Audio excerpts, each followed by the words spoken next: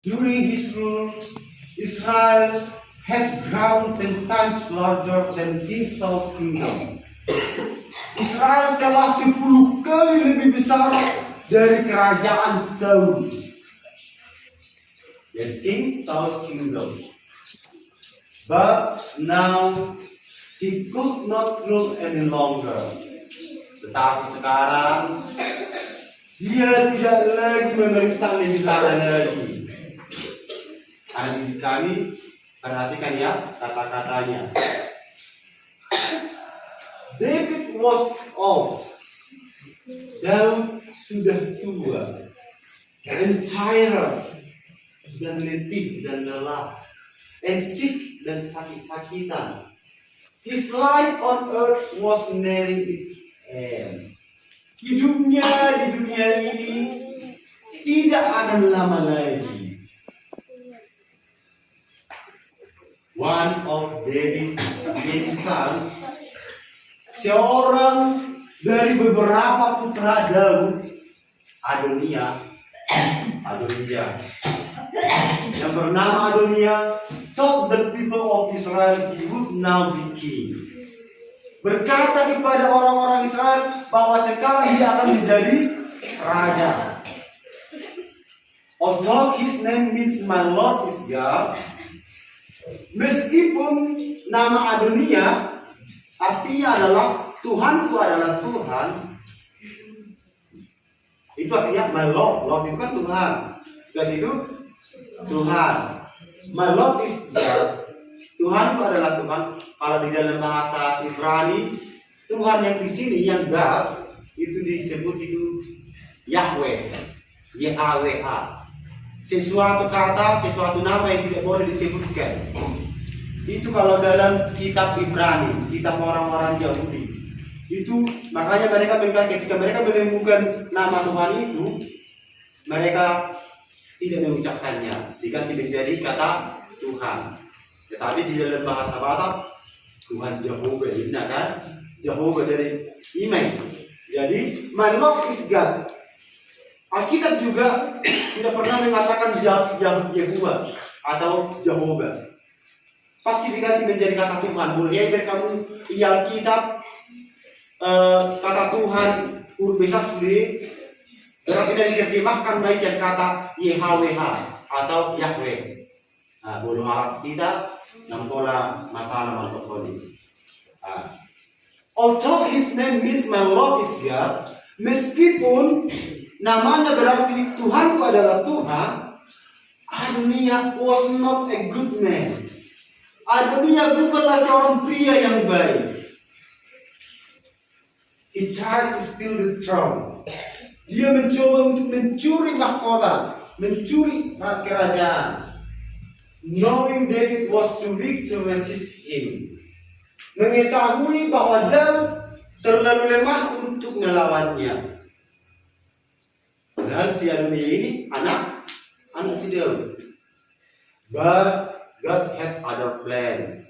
Tetapi Tuhan memiliki rencana lain. Rencana. David's wife Bathsheba, istri Daud yang bernama Bathsheba, knew her son Solomon should be king.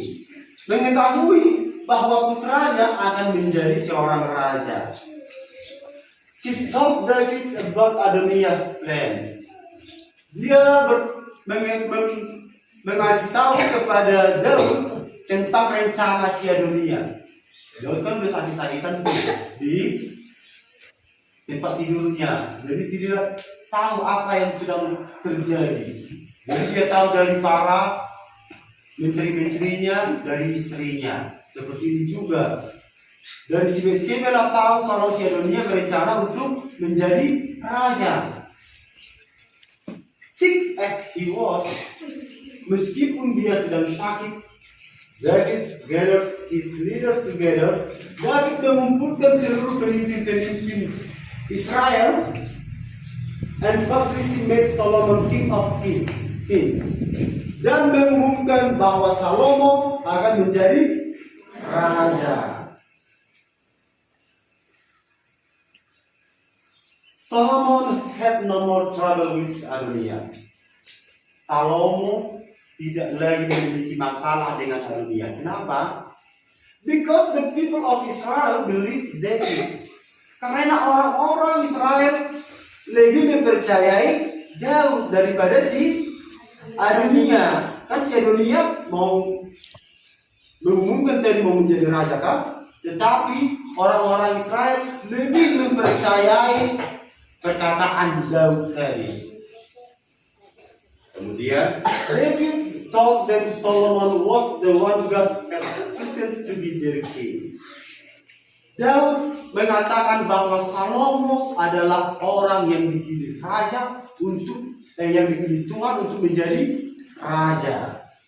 Shortly afterwards, setelah Daud merestui si Salomo menjadi raja, David died.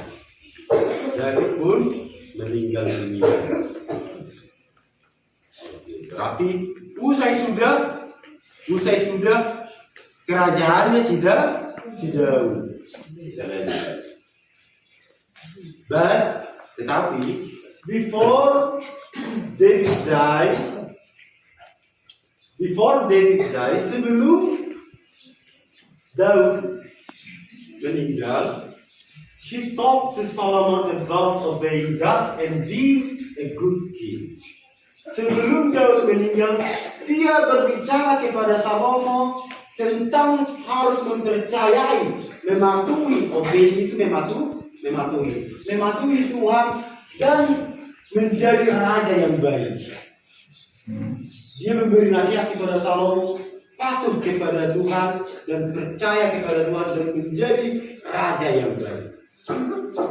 Walk in God's ways that you may prosper in all that you do. Berjalan dalam jalan Tuhan menjadikan baik. David told his son, kata David kepada putranya Salomo. That was good advice. Itu adalah sebuah nasihat yang bagus. Then Solomon sat on the throne of his father.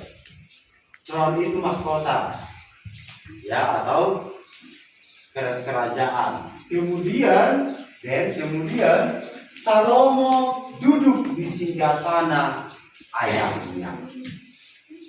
And his kingdom was firmly established. Dan kerajaannya berjalan dengan baik, dengan stabil. One night, satu malam, Solomon had a dream. Salomo bermimpi. In his dream, di dalam mimpinya,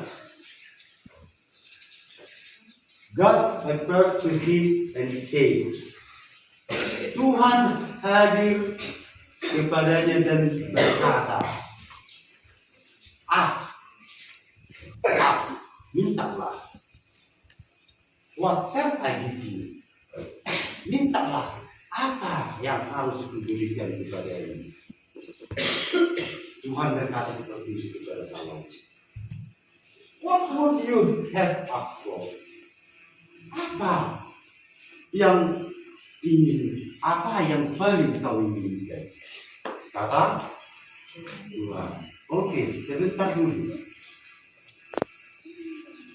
Coba dulu kalian berpikir dengan jernih sekarang.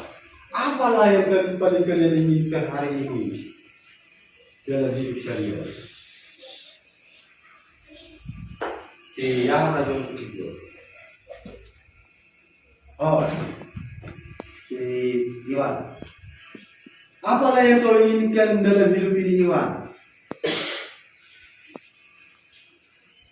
Gak ada. Masa sih? Gak ada keinginan. Eva, apalah yang kau inginkan dalam hidup ini? Dalam hidupmu?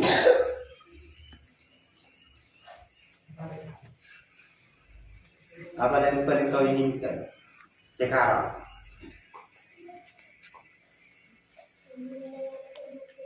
Mau mendengar firman Tuhan. Baik. Apalah yang kau inginkan?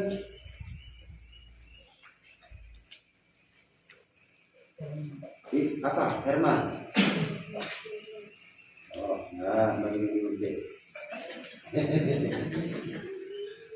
iya. Ask, what shall I give you? What would you have asked for?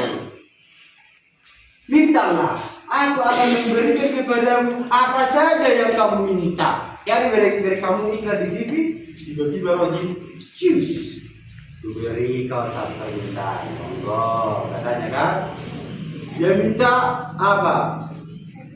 Dia minta kekayaan, ada yang minta mobil sangat bagus, ada yang minta kereta yang besar, macam-macam permintaan orang sesuai dengan kebutuhannya. Biasanya orang meminta itu sesuai dengan levelnya. Bersama kita lah, sama bapak masih Tuhan. Apakah yang kau minta hari ini mungkin level 5 apa? Itu having cara sekian. Nah, minta apa? Level di yang sudah tinggi, apa yang kau minta? Dia having 12 triliun. Beda level, beda permintaan ternyata. Beda tingkat kemampuan berpikir, beda permintaan. Tetapi levelnya si Salomo apa? Levelnya sudah melampaui manusia biasa. Dia tidak meminta kekayaan, dia tidak meminta harta, dia tidak meminta kemenangan. Yang dibutuhkannya adalah hikmat dan kebijaksanaan. Solomon asked for wisdom to be a good king. Salomo meminta kebijaksanaan untuk menjadi raja yang baik. The young king requests wisdom. Raja yang muda itu meminta pertolongan Tuhan. Solomon got what he asked for. Salomo menerima apa yang dimintanya.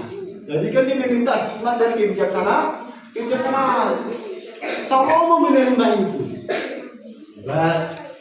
Tetapi God also promised him great riches and honor.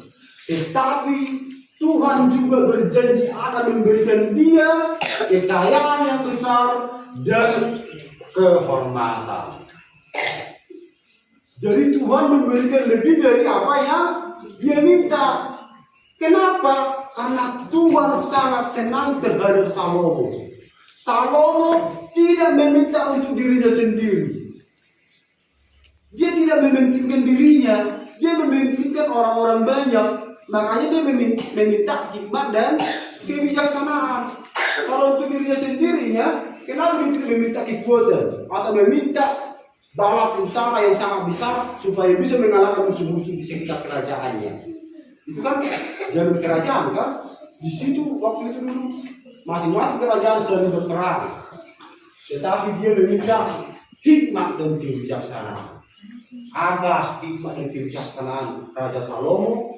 Mungkin sudah disinggung belum ya? Oke. Apa hikmat dan kebijaksanaan Raja Salomo selama pemerintahannya? Kita sambung lagi. Yang perlu kita pahami pada hari ini adalah ketika kita meminta kepada Tuhan, mintalah yang bermanfaat, yang menjadi berkat untuk sekeliling.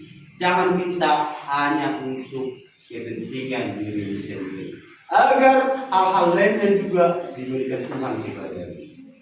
Jauh lebih berharga ketika kamu meminta apa yang bermanfaat bagi sekitar daripada apa yang kamu minta hanya untuk diri sendiri. Artinya di situ tidak boleh ego. Amin. Kita berdoa.